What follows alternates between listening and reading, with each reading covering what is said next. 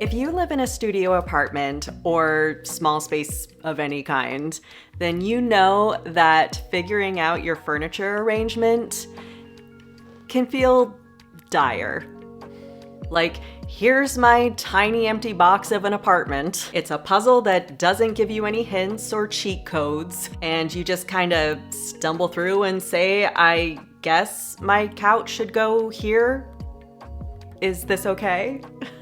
For such a small space, a studio can be daunting. So let's figure out this game of furniture Tetris together. I moved into my 500 square foot studio apartment a couple months ago, and since then I've tried 3 different furniture layouts in here. And today I'm gonna show them to you and explain the pros and cons of each. And at the end of the video, I will reveal which one I chose and tell you the key ingredient that made me choose it. It's something that's so easy to overlook, but so crucial when it comes to styling a space. When it comes to decorating my new studio, I've relied heavily on planning my vision, making mood boards, and translating what inspires me into the actual space. And there's a class I took recently that's super helpful for this, and it's called Interior Design: Create a Plan for Your Perfect Room by Arlen Hernandez on Skillshare, which is the sponsor of today's video. Skillshare has creative classes taught by world-class creatives like professional illustrators, renowned graphic designers, and successful entrepreneurs. It's the best place to learn a creative skill or pick up a new hobby. And my main takeaway from this class is just how effective planning and mood boarding is when decorating a new apartment. I've always been a firm believer in using mood boards to help you visualize a design for a space and figure out what you actually want to buy and how it might look together. And I really enjoyed learning someone else's process for doing this. I tend to get stuck in my own way of doing things, so learning Arlen Hernandez's approach was really fun and inspiring. Pretty much anything you love doing and want to improve or learn more about, Skillshare has a class for it. And the first 500 people to use the link in my description or scan this QR code will get a 1-month free trial of Skillshare. So definitely check it out, and thank you to Skillshare for sponsoring this video. And if you're new here, my name is Steffi, and this is Hilo, and on this channel, I talk about small apartment styling, cozy living, some of the more niche alternative fantasy styles, and the joys of living alone. So if you're into that, consider subscribing and giving this video a like.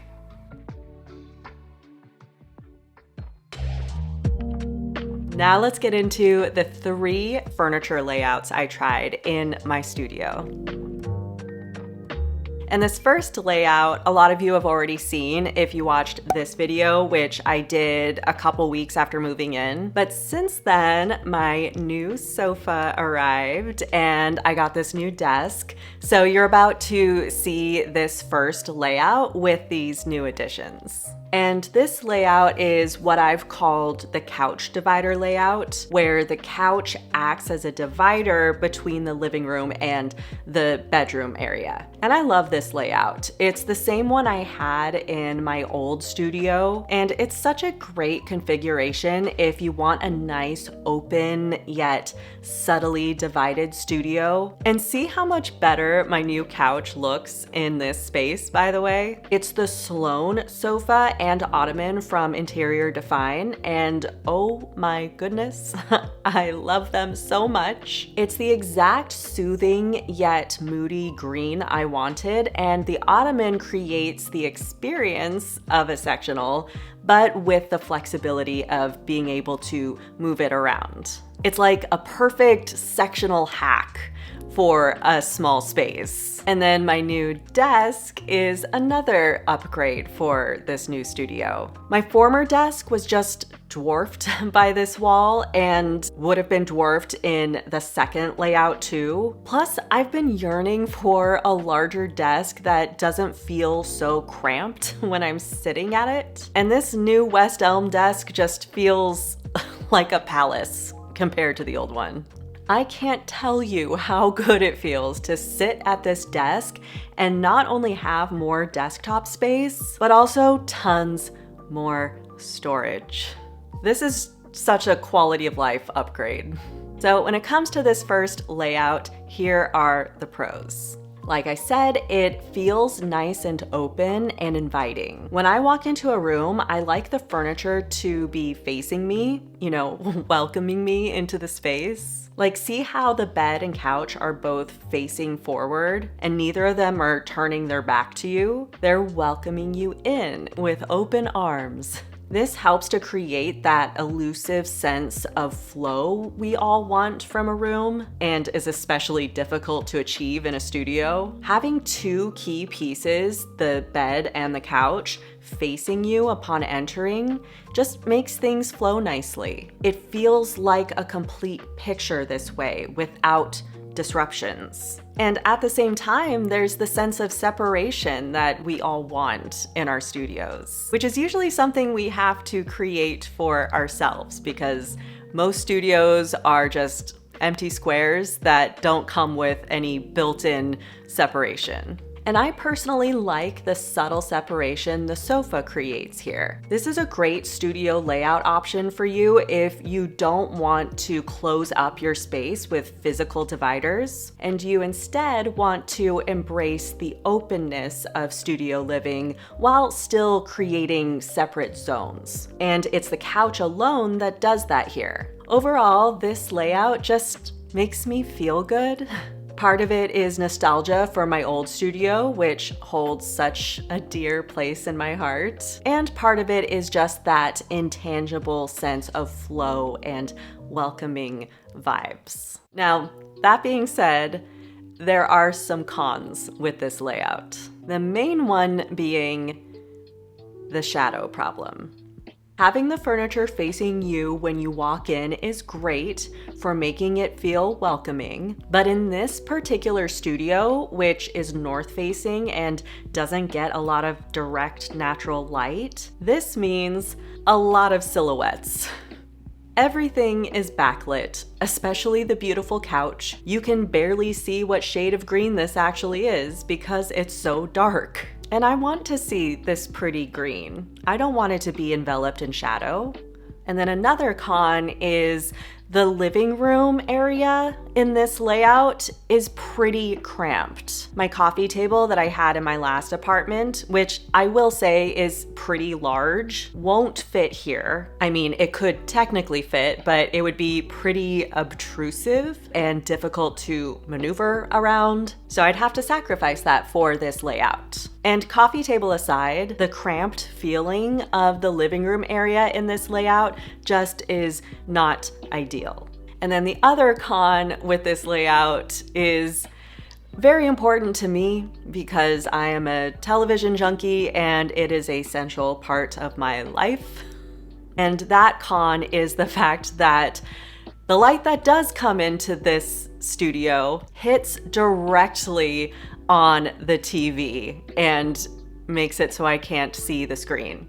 That might not be important to a lot of you, but it is very important to me. When I watch my shows or play my games, I want to see the screen. And I do plan on getting curtains. I'm gonna get curtains for this window. And there is already a drape thing that I can pull down, but it's ugly and doesn't actually block out very much light.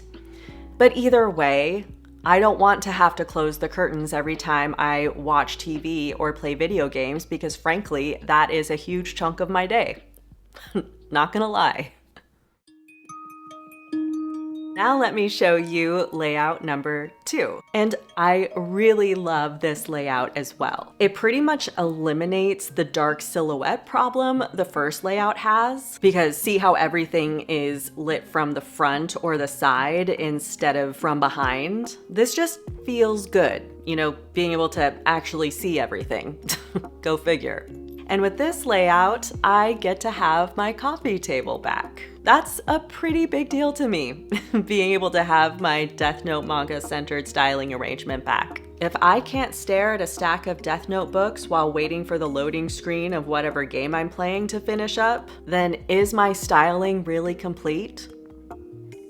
I don't think so. So it would be nice to have this back. And to have a living room area that doesn't feel so cramped. There's definitely a lot more breathing room with this layout, which feels really lovely. And when I'm sitting on the couch, it's really nice to be right next to the window and to be able to actually take in the pretty trees outside and feel the cool, fresh air right next to me when I have the door open, rather than having my back turned to it all.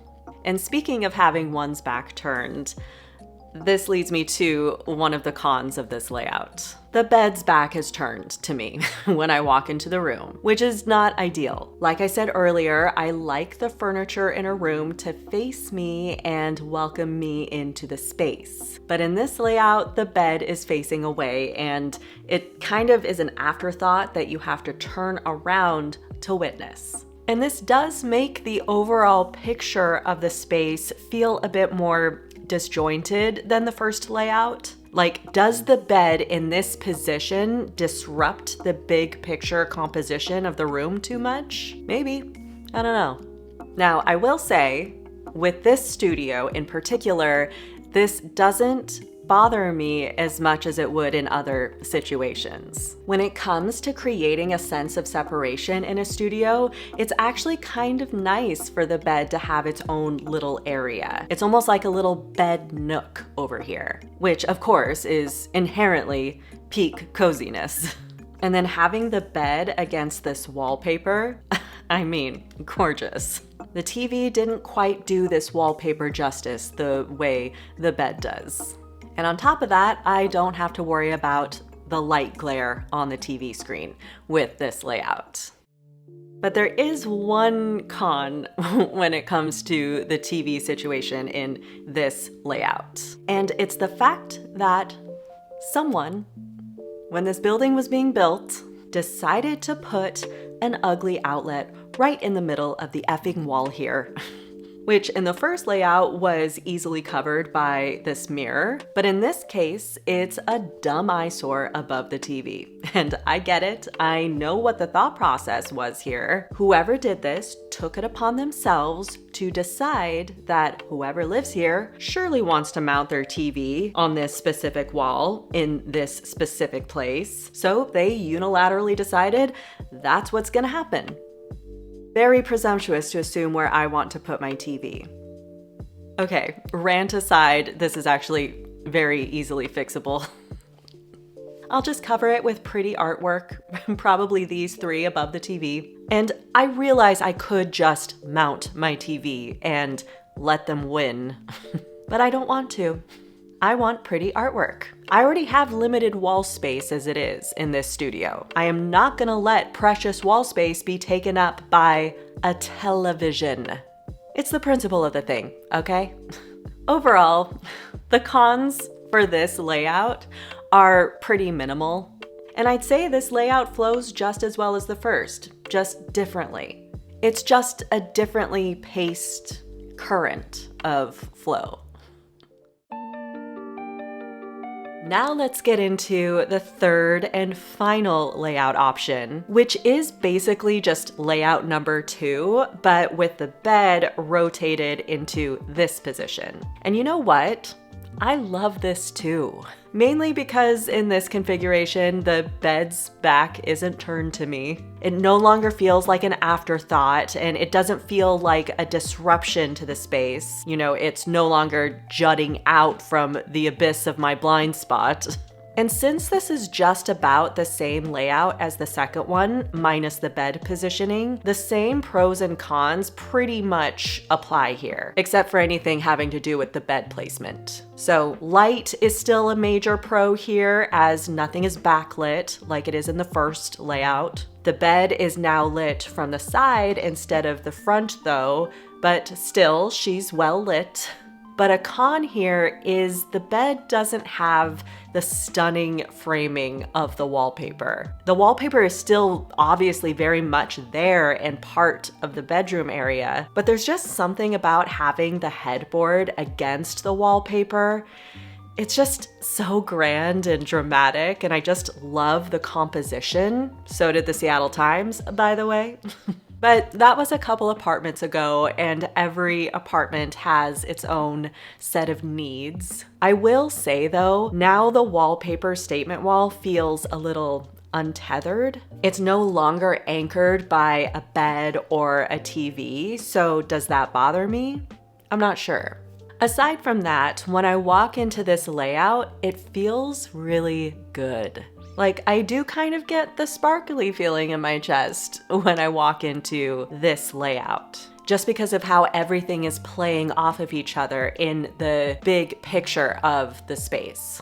And side note, as an experiment, I put my old desk behind the couch here to sort of act as a sofa table, as well as a secondary desk area and dining spot. I don't know, I kind of love it. The white isn't ideal, and in a perfect world, it would be more narrow and kind of longer to match the length of the sofa. But at least for now, I'm kind of into it, at least from a functional standpoint. It's nice to not have to eat every meal on my couch.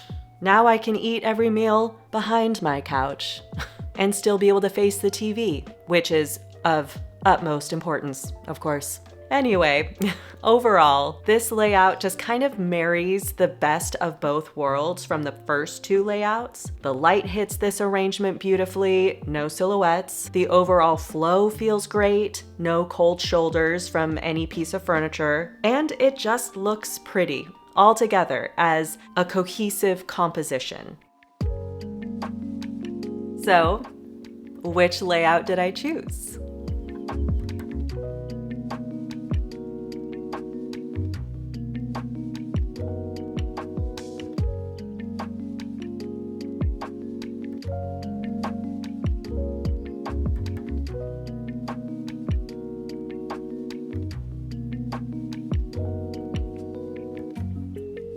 I chose layout number 3.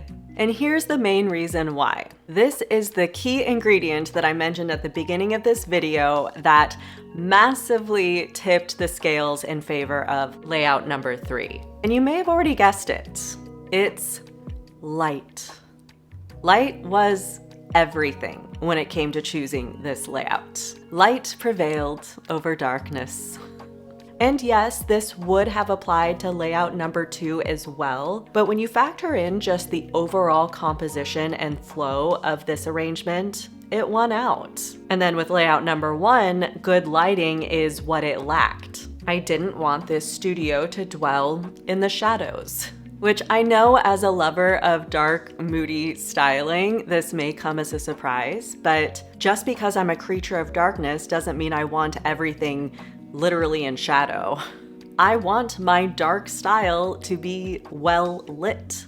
No matter what your style is, lighting really is everything. And in so many of my videos, I've harped on how important lighting is for styling a space and creating a moody atmosphere, but I don't think I've ever thought of it in terms of allowing light to actually determine how you arrange all the furniture. Like, I've generally thought of lighting as a styling tool, not something that dictates furniture layout. The things that I want to be lit well are no longer silhouetted, and the TV, the one thing I don't want light to be bouncing off of, is now no longer in the spotlight it was in with the first layout. So when choosing a layout for your studio apartment, Based on my experience here, make sure you're factoring light into it. How does the natural light in your studio behave? How does it hit the things in your apartment? And lighting aside, this layout I went with just feels good.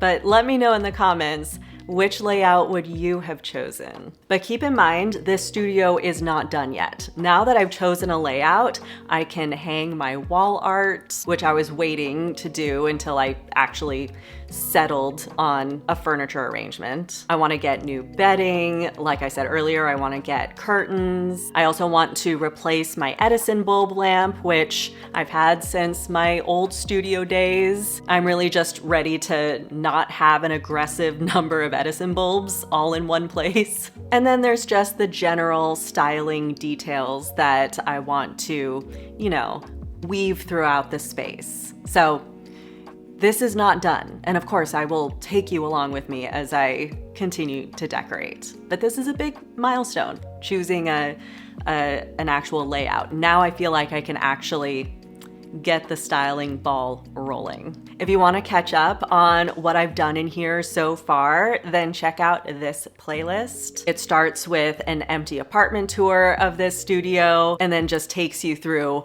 pretty much everything I've done up until this video. So if you want to see everything that's happened up until this point, give this a watch next.